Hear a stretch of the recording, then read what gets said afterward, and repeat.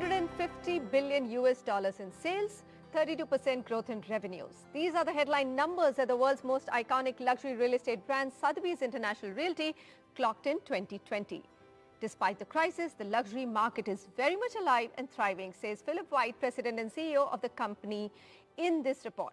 We have with us Tammy Fahmi, Vice President Global Operations for Sotheby's International Realty, to take us through some of the key findings of the Luxury Outlook Report 2021. Tammy, my first question is, can you identify top 3 surprises from how luxury realty shaped up in 2020?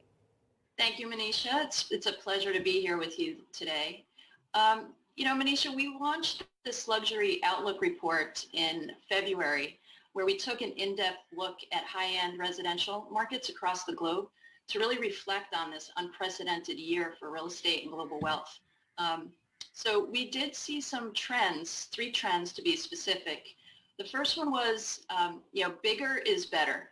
People wanted space and bigger properties that could be quarantine friendly.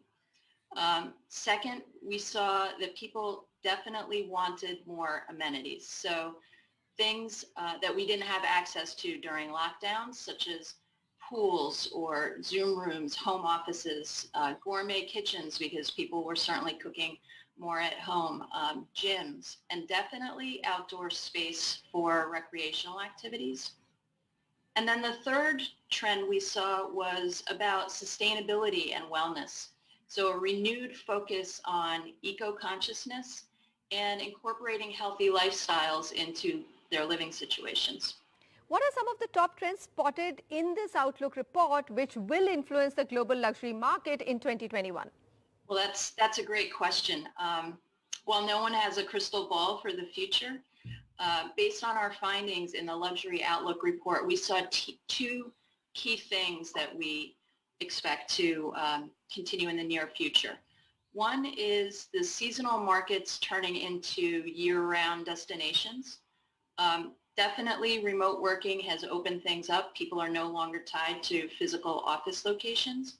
And buyers are driving million-dollar home sales into secondary and tertiary cities. They're setting price records all over the world in these cities.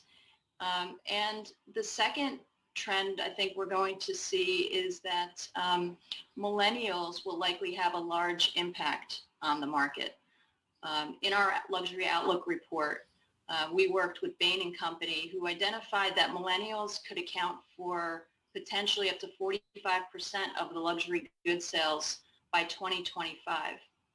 So at about 72 million millennials, they're the largest adult generation, and they've got fairly unique customer preferences.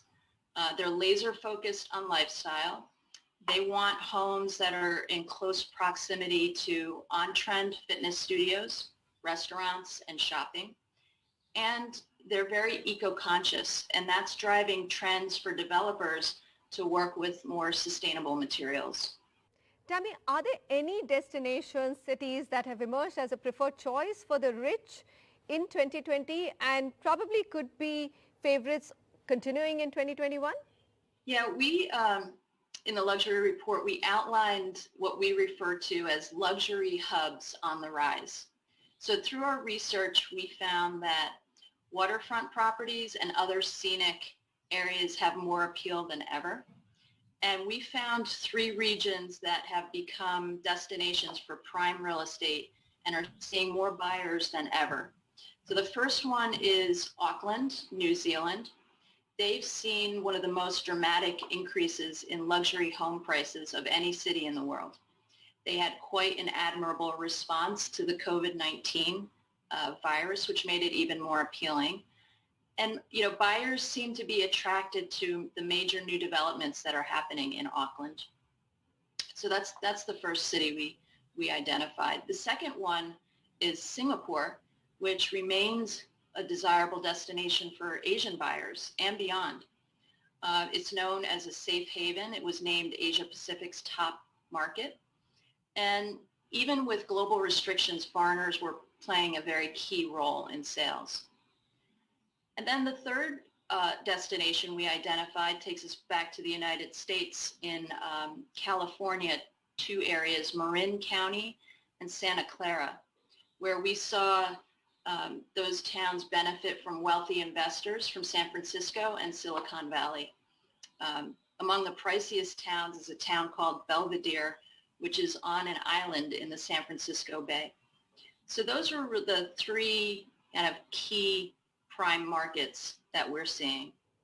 What about the trend of migration from big cities to smaller cities or more scenic locations? For example, at one time, New York saw a pretty heavy COVID pandemic effect, and we heard stories about people fleeing from the cities.